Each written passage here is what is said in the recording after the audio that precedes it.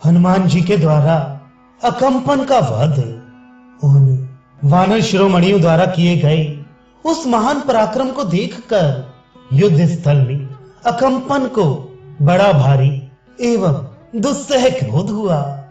शत्रुओं का कर्म देख रोष से उसका सारा शरीर व्याप्त हो गया और अपनी उत्तम धनुष को हिलाते हुए उसने सारथी से कहा, सारथी, यह बलवान वानर युद्ध में बहुतेरे राक्षसों का वध कर रहे हैं, अतः पहले वहीं शीघ्रता पूर्वक मेरा रथ पहुंचाओ।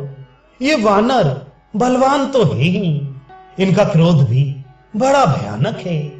ये वृक्ष और शिलाओं का प्रहार करते हुए मेरे सामने खड़े हैं। ये युद्ध की इस प्रहार रखने वाले हैं, अतः मैं इन सबका वध करना चाहता हूं। इन्होंने सारी राक्षस सेना को मत डाला है, यह साफ दिखाई देता है। तदनंतर तेज चलने वाले घोड़ों से जुते हुए रथ के द्वारा रथियों में श्रेष्ठ अकंपन दूर से ही बाण समूहों की वर्षा करता हुआ उन वानरों पर टूट पड़ा। अकंपन के बाणों से घायल हो सभी वानर भाग चले। वे युद्ध स्थल में खड़े भी न रह सके, फिर युद्ध करने की तो बात ही क्या है। अकंपन के बाण वानरों के पीछे लगे थे और वे मृत्यु के अधीन होते जाते थे। अपनी जात भाइयों की ये दशा देखकर महाबली हनुमान जी अकंपन के पास आए। महाकपि हनुमान जी को आया देख वे समस्त वीर वानर शिरोमणि एकत्र हो हर्षपूर्वक उन्हें चारों ओर से घेर कर खड़े हो गए। हनुमान जी को युद्ध के लिए डटा हुआ देख वे सभी श्रेष्ठ वानर उन बलवान वीर का आश्रय ले स्वयं भी बलवान हो गए। पर्वत के समान विशालकाय हनुमान जी को अपने सामने उपस्थित देख अकंपन उन पर बाणों की फिर वर्षा करने लगा, मानो देवराज इंद्र जल की धारा बरसा रही हो। अपने शरीर पर गिराए गए उन बाण समूहों की परवाह ना करके महाबली हनुमान ने अकंपन को मार डालने का विचार किया। फिर तो महातेजस्वी पवन कुमार हनुमान महान अट्टहास करके पृथ्वी को कपाते हुए से उस राक्षस की ओर दौड़े। उस समय वहां गरजते और तेज से देदीप्यमान होते हुए हनुमान जी का रूप प्रज्वलित अग्नि के समान दुर्दृश्य हो गया था। अपने हाथ में कोई हथियार नहीं है ये जानकर क्रोध से भरे हुए वानर शिरोमणि हनुमान ने बड़े वेग से पर्वत उखाड़ लिया।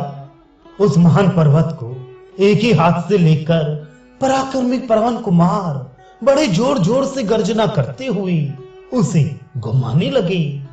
फिर उन्होंने राक्षस राज अकंपन पर धावा किया, ठीक उसी तरह जैसे पूर्व काल में देवेंद्र ने वज्र लेकर युद्ध स्थल में नमोची पर आक्रमण किया था। अकंपन में उस उठे हुए पर्वत शिखर को देख अर्धचंद्राकार विशाल बाणों के द्वारा उसे दूर से ही विदीर्ण कर दिया। उस राक्षस के बाण से विदीर्ण हो वह पर्वत शिखर आकाश में ही बिखर कर गिर पड़ा। ये देख हनुमान जी के क्रोध की सीमा न रही। फिर रोष और दर्प से उन वानर वीर ने महान पर्वत के समान ऊंचे अश्वकर्ण नामक वृक्ष के पास जाकर उसे शीघ्रता पूर्वक उखाड़ लिया। विशाल तने वाली उस अश्वकर्ण को हाथ में लेकर महातेजस्वी हनुमान ने बड़ी प्रसन्नता के साथ उसे युद्ध भूमि में घुमाना आरंभ किया। प्रचंड क्रोध से भरे हुए हनुमान ने बड़े वेग से दौड़कर कितने ही वृक्षों को तोड़ डाला और पैरों की धमक से वे पृथ्वी को भी विदीर्ण सी करने लगे।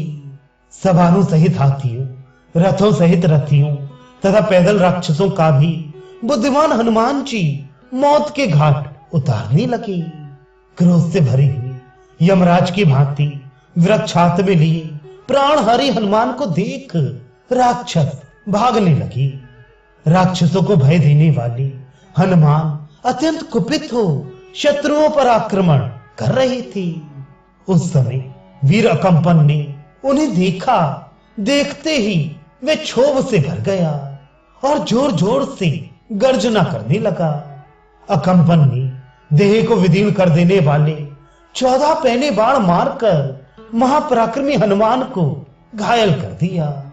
इस प्रकार नाराजों और तीखी शक्तियों से छिदे हुए वीर हनुमान उस समय वृक्षों से व्याप्त पर्वत के समान दिखाई देते थे। उनका सारा शरीर रक्त से रंग गया था।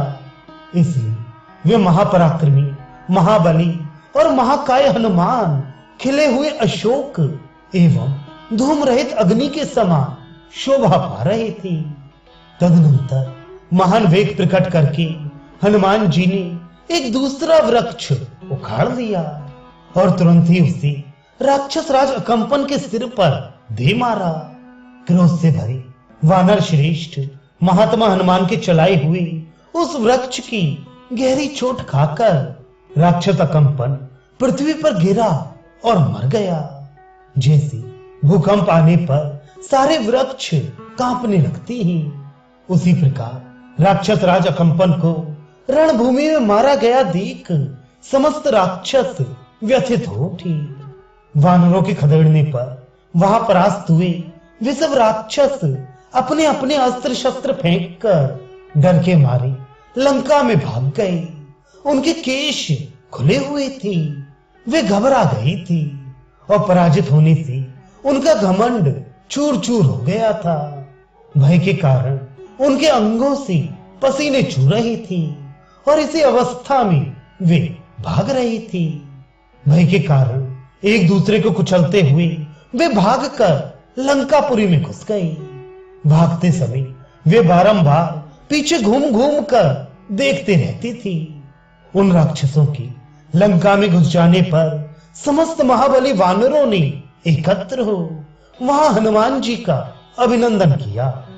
उन शक्तिशाली हनुमान जी ने भी उत्साहित हो यथा योग्य अनुकूल बर्ताव करते हुए उन समस्त वानरों का समादर किया।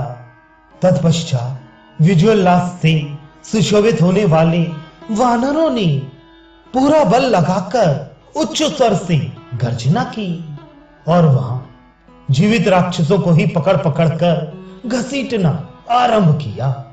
जैसे भगवान विष्णु ने शत्रुनाशन, महाबली, भयंकर एवं महान असुर मधुकैटभ आदि का वध करके वीर शोभा विजय लक्ष्मी का वर्ण किया था, उसी प्रकार महाकपि हनुमान ने राक्षसों के पास पहुंचकर उन्हें मौत के घाट उतार वीरोचित शोभा को धारण किया। उस समय देवता महाबली श्री राम, लक्ष्मण, सुग्रीव आदि वानर तथा अत्यंत बलशाली विभीषण ने भी कपिवर हनुमान जी का यथोचित सत्कार किया।